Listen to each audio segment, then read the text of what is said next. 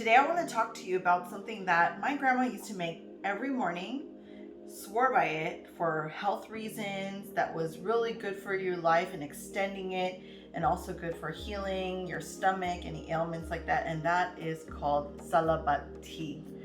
Basically, it's ginger tea. Today we're going to be making it with an ounce of fresh chopped ginger, and my version has a twist to it because I will be adding our beautiful mama guava leaves and some calamansi at the end, and we will sweeten it with honey. Of course, that is optional. You don't have to sweeten it at all. My grandma never did, but for me, I love it. And then we have 4 cups of water that we're going to boil. So let's go. Okay, this is a 1.5 quart saucepan, pouring in our 4 cups of water, heating it to boiling at a medium-high fire.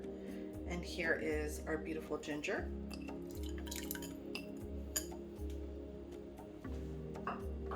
And 1 guava leaf. As soon as it starts boiling, I lower the fire to a simmer. And while we're waiting for it to fully cook, I wanted to tell you about how the plant allyship of guava and ginger makes sense. Because ginger is a heating herb, it is good for the overall system, it's antiviral, it has all these beautiful qualities. The guava leaf is an astringent, a relaxant, which is really important, which helps expedite healing, because if you can't relax and you're stressed out, it just really hinders the healing process. So putting them together, an astringent, a heating herb, an overall tonic, and then to top it all off, putting the calamansi.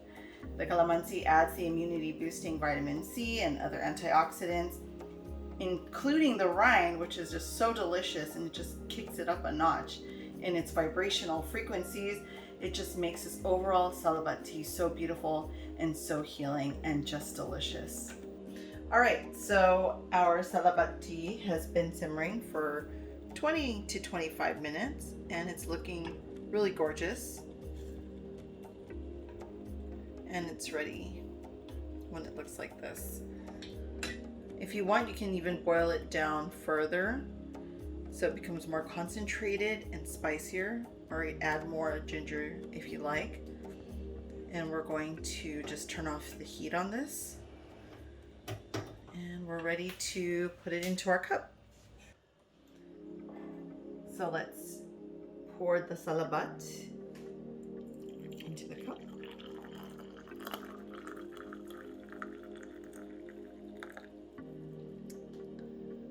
And what I like to do is get the calamansi, and I'll just squeeze it between my fingers, over my fingers is what I mean, and let the seeds just fall between my fingers so it doesn't go in there. And then I'll just break it up and drop it in.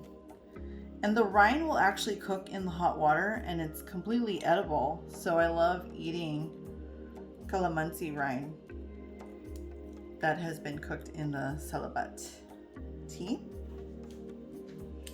And then here we have locally sourced honey from bees that have been saved and relocated. So I think this is wonderful. My friend does this for a living, and I can't wait to try this amazing, delicious honey. I'm gonna put about a tablespoon of that in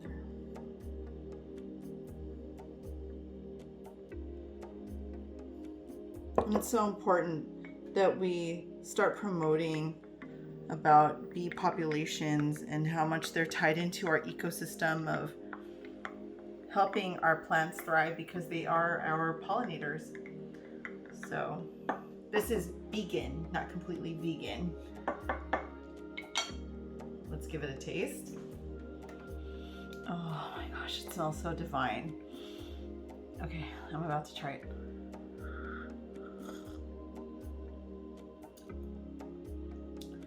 So soothing and just so warming. And I love just putting it right here and feeling that energy from the plant medicine straight to my heart. You can even put this warmth right at your belly if it's not feeling too good, and just allow that plant medicine to permeate energetically through your body this way too as well. So thank you for watching this. Maraming salamat. Enjoy making this.